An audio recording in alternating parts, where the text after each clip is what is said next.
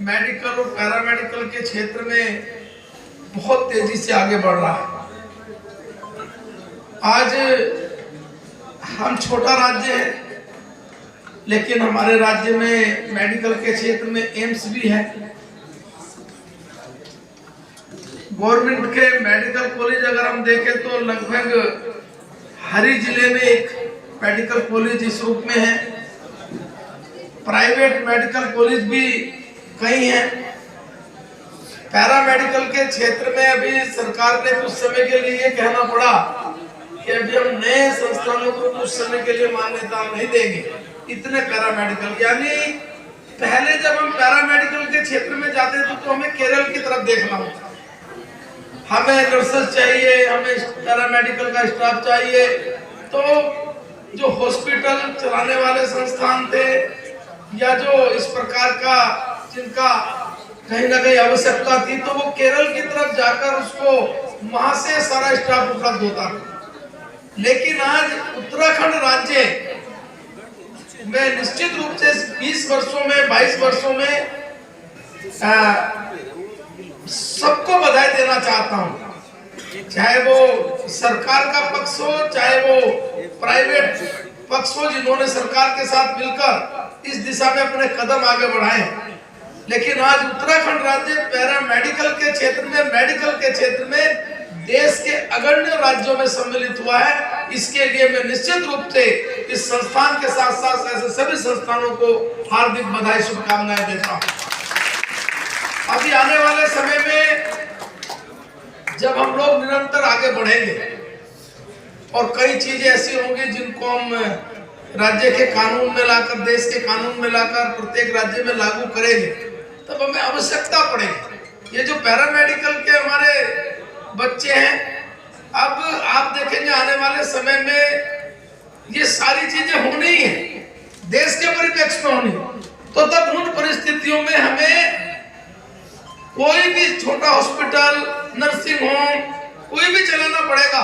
उसके लिए जो उसके नॉर्म्स होंगे, उस नॉर्म्स के अकॉर्डिंग जब हम आगे बढ़ेंगे तो बड़ी मात्रा में इसकी आवश्यकता पड़ेगी।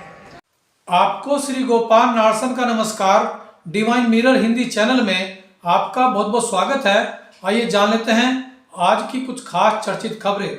जैसा कि आप देख रहे थे, संजीवनी शिक्षा पीठ झबरेड़ा द्वारा संचालित संजीवनी हॉस्पिटल एवं पैरामेडिकल रिसर्च कॉलेज के वार्षिक उत्सव पर मुख्य अतिथि हरिद्वार विधायक मदन कौशिक ने जहां कॉलेज के छात्र छात्रों द्वारा प्रस्तुत सांस्कृतिक कार्यक्रम की प्रशंसा की, वहीं कॉलेज के निदेशक डॉक्टर दिनेश त्रिपाठी एवं उनकी टीम को स्वास्थ्य शिक्षा के क्षेत्र में विशेष योगदान के लिए उनकी सराहना की। इस अवसर पर झबरेड़ा विधायक वीरेंद्र जाति, पूर्व विधायक चौधरी यशवीर सिंह व देशवाल कर्णवाल समेत अनेक प्रतिष्ठित लोग इस अवसर पर मौजूद रहे।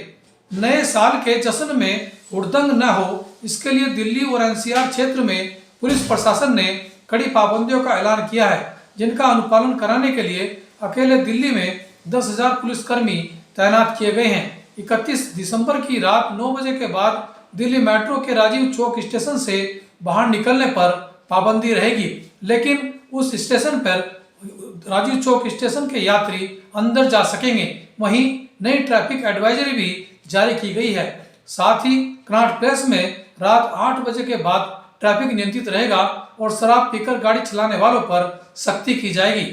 पहलवान विनेश फोगाट ने आज अपना खेल रत्न पुरस्कार व अर्जुन अवार्ड वापस कर दिया है। वह प्रधानमंत्री कार्यालय जाकर उक्त अवार्ड को लौटाना चाहती थी, लेकिन पुलिस ने उन्हें जाने नहीं दिया, जिस पर वह अपना उक्त अवार्ड व पुरस्कार कर्तव्य पथ पर रखकर चली गई।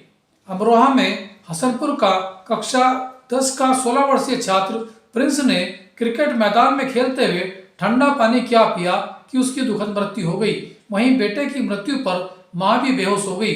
चिकित्सकों का कहना है कि खेल के दौरान शरीर का तापमान बढ़ा हुआ था। ऐसे में ठंडा पानी पीने से अचानक शरीर का तापमान कम होने से प्रिंस हार्ट अटैक का शिकार हो गया है, जिस कारण उसकी दुखद मृत्यु हुई है।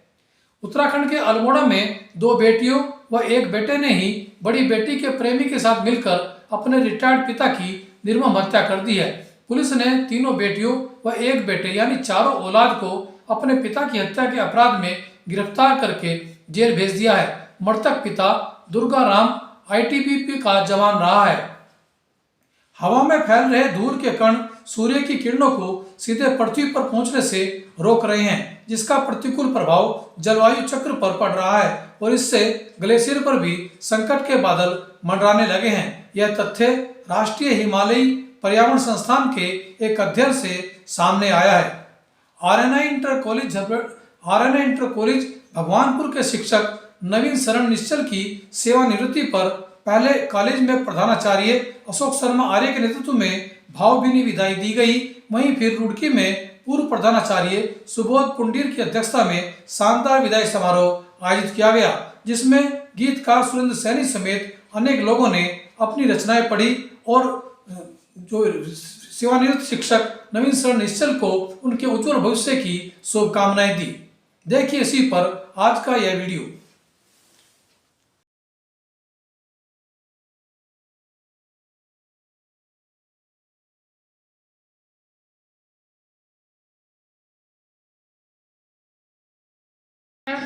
वो परमात्मा से भी ऊपर है।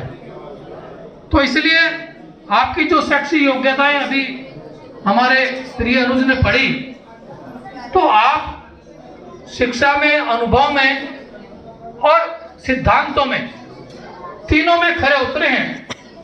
लेकिन जो रिटायरमेंट की जो बात है, ये मेरी समझ से परे है। ये काबिलियत मैंने खुद देखी है। तो इसके लिए चूंकि एक अध्यापक अगर ईमानदारी से, जैसा सुरेंद्र सैनी जी ने लिखा भी है कि जो वाकई अध्यापक होना चाहिए, कोई ट्यूशन नहीं करना, और बच्चे की प्रगति का जो आधार होता है वो वास्तव में शिक्षक होता है। और माता पिता